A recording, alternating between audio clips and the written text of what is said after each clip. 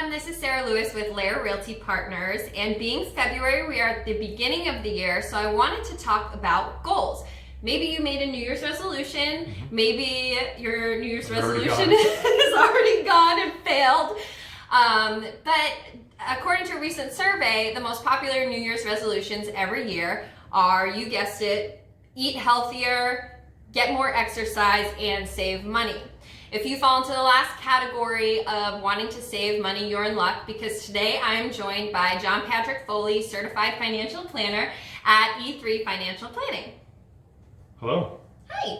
Thanks for coming in. Thanks for having me. I know the weather was a little crap today. But... Oh, it's fine. The roads are nice. So, John, did you set a goal for this year, a New Year's resolution? I did. So I have now almost 11-month-old son, and so my goal this year was to spend more time with family. So less time working, more time with family. You know, that work-life balance we're all striving to do. That nobody can figure out. It's difficult. It's challenging, but it's nice because he's in daycare, so I don't get to see him much. I see him like an hour in the morning, maybe an hour in the afternoon. And he's awesome. I want to be able to see him more. So yeah. Well, let's get right into it. Sure. I do have a question for you. All right. Given that, well, I think this is going to be an interesting year because it's an election year. But where do you see the economy going for 2020, and should we be worried about our investments? Well, I'll answer the second question kind of first. Should you be worried about your investments? I think it's a two-part.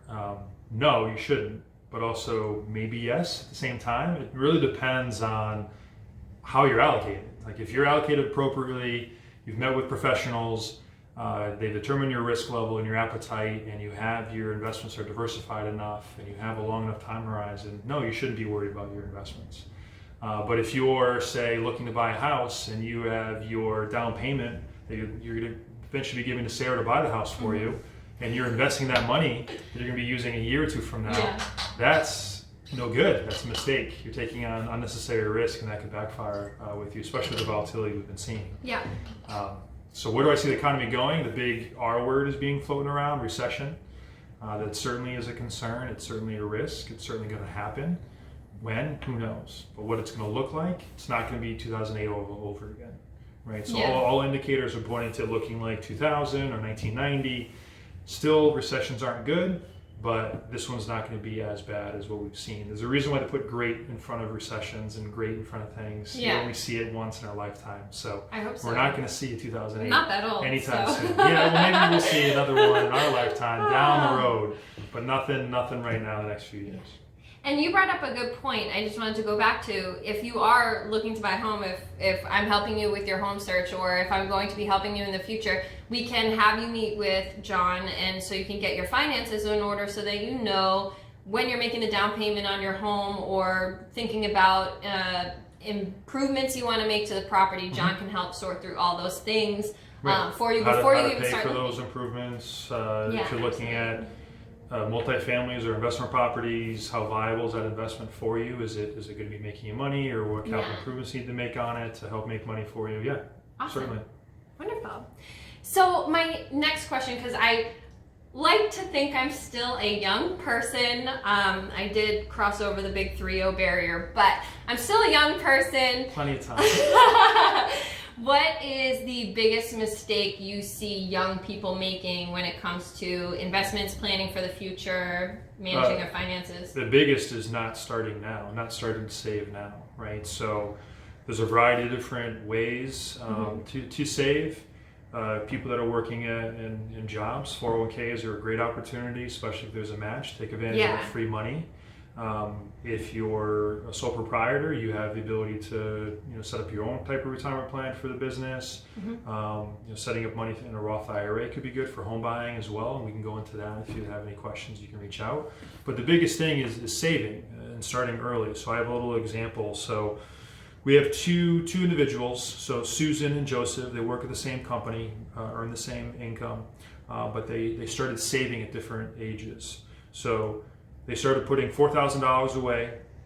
Susan started saving at age 30, stopped at age 39. Joseph waited until 40 and stopped at age 65.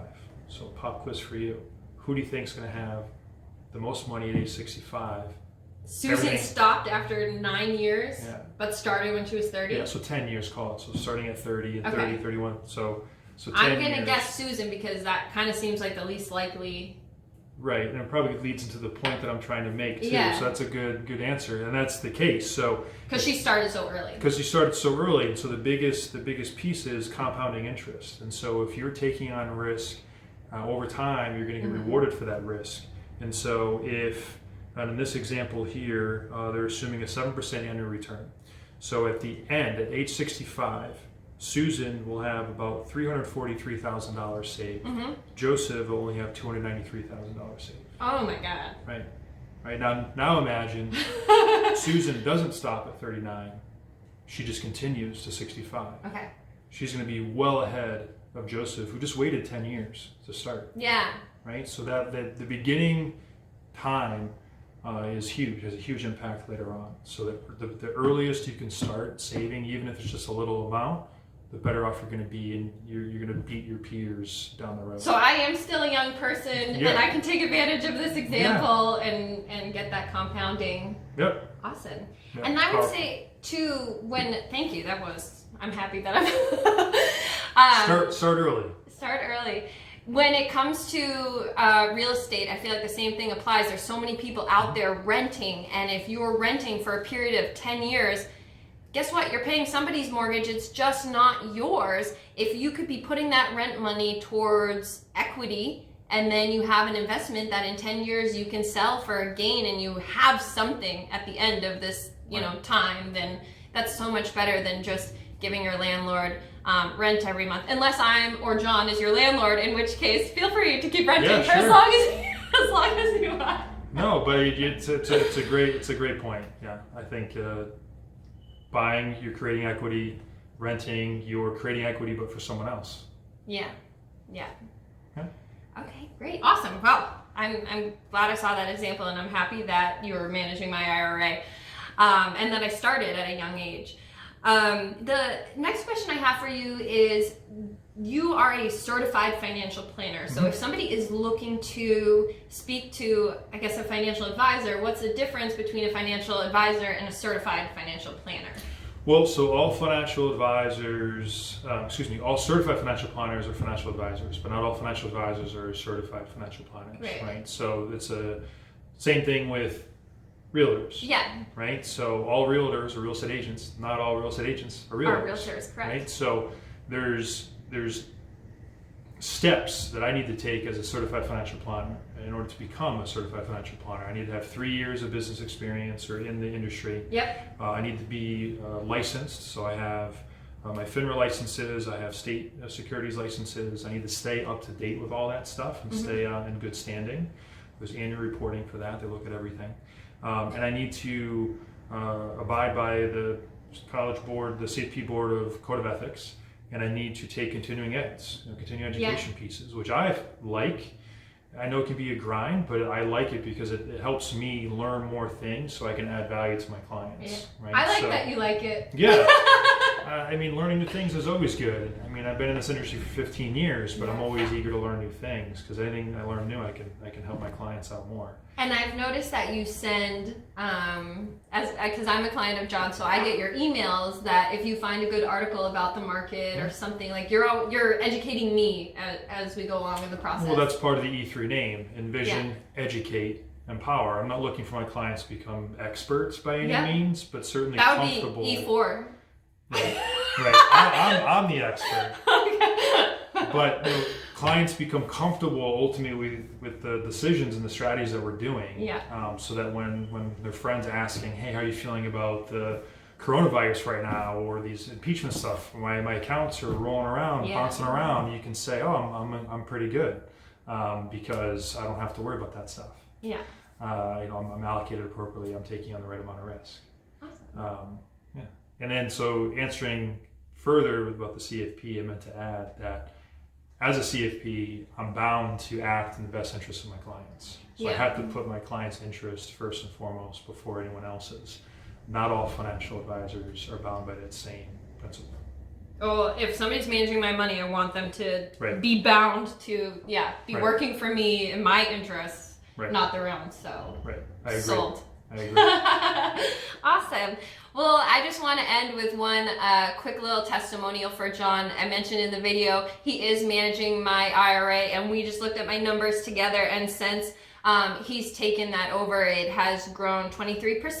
So yeah. I would love to take credit for all that. So I have really no control over what the market's going to be given to us. Yeah. But we're allocated appropriately. She's young, she's got time on her side, and she's got an appetite for risk.